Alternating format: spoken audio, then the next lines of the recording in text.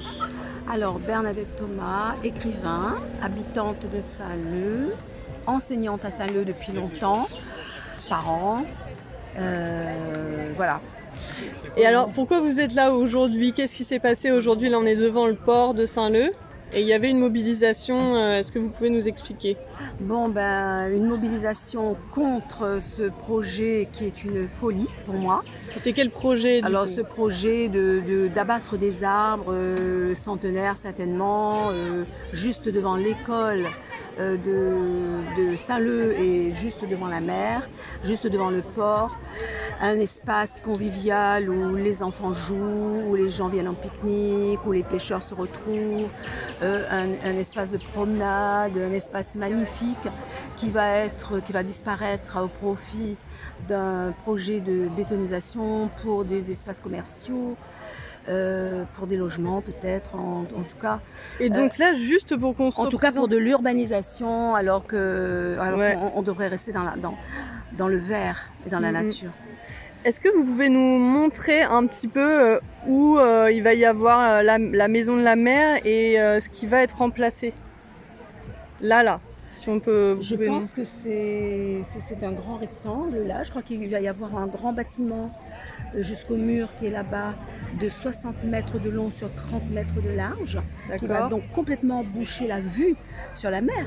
Ouais. Et puis par là, eh ben, il va y avoir le parking. Oh là là, quelle horreur, un parking à la place des racines de filao. Donc là, c'est ces filao dont on parle hein, qui ce vont sont être ces filao qui vont être abattus. Ce sont ces bananiers qui font de l'ombre. Regardez, il y a des gens qui sont assis dessous, qui vont être abattus. Donc il y en a combien en tout? Il y a une rangée, hein, je ne sais pas, 2, 3, une petite dizaine hein, jusque là-bas. Ok. Donc c'est quand même un projet de folie et inadmissible.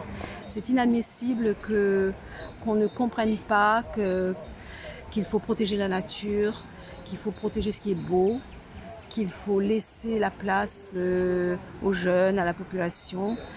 Et puis qu'on arrête de faire aussi des commerces. Les gens s'appauvrissent, surtout qu'un projet comme celui-ci, il va avantager les riches. Ce sont les riches qui viendront acheter des produits dans les commerces. Donc on va encore creuser l'abîme entre les plus riches et les plus pauvres. Les pêcheurs vont être écartés de leur lieu de travail. Oui, parce qu'on voit que c'est quand même des petites embarcations. Ce sont des petites embarcations. Donc vraiment, il faut absolument que la population se mobilise pour que ce projet soit abandonné. Et quel intérêt de faire ce projet en fait? Je pense que on veut faire de Saint-Leu un autre Saint-Gilles. Or, de l'avis de beaucoup de Réunionnais, c'est une grosse erreur. Il y a Saint-Gilles, bon, d'accord, mais Saint-Leu doit rester Saint-Leu, doit rester dans cette confidentialité qu'est cette petite commune verte, ces écoles qui sont face à la mer, ces enfants qui travaillent dans un cadre réunionnais magnifique. Il faut nous laisser ça. Et pourquoi vous, ça vous touche personnellement? Vous êtes Saint-Leusienne? Moi, je suis Saint-Leusienne. J'ai toujours connu ce bel espace, hein, donc ça me touche. Je suis enseignante et parent, donc j'aimerais bien que la jeunesse, les jeunes continuent à profiter de cet endroit et à voir la vie et la nature, et les arbres et les oiseaux. Et puis je suis écrivain et je suis partie prenante pour la nature, je suis contre tout ce qui détruit l'environnement, évidemment. C'est un de mes combats d'écriture. D'accord. Et vous écrivez quoi alors sur ce sujet? Alors je suis en train d'écrire un roman sur ce sujet justement. J'ai écrit aussi un album sur ce sujet qui s'appelle À fleur de terre, dans lequel on réfute justement tout cet avenir basé sur le commerce à outrance, la consommation, l'argent, pour aller vers la sobriété. La sobriété, on l'a là, dans la nature. La nature, elle est simple. Ce sont les hommes qui la compliquent. Ouais, et puis on se demande un peu quand est-ce qu'ils vont s'arrêter, parce qu'en fait, on coupe les arbres, on coupe.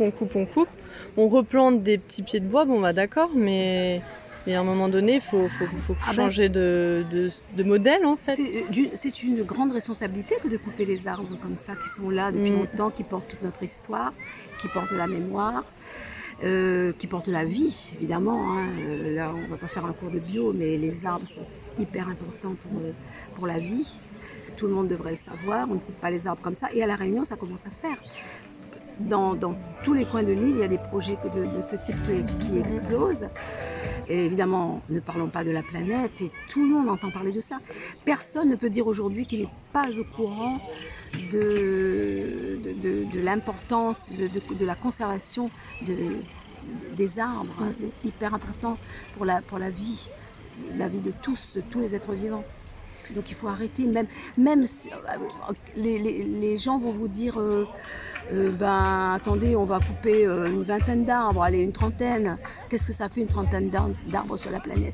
Si, une trentaine multipliée par des millions de trentaines, ça fait la planète entière, ça fait des forêts qui disparaissent. Et comme vous dites, pour planter quelques petits arbres qui pousseront dans 30 ans, mais en attendant, le sol va s'éroder, le sol va, la terre se réchauffe énormément parce qu'elle est exposée au soleil. Il y a moins de pluie parce qu'on sait que les arbres amènent de l'eau. Enfin bref, on enclenche à ce moment-là tout un système néfaste pour la nature et pour les hommes, forcément, pour notre santé aussi et pour notre bien-être. Merci beaucoup, bon courage. Merci.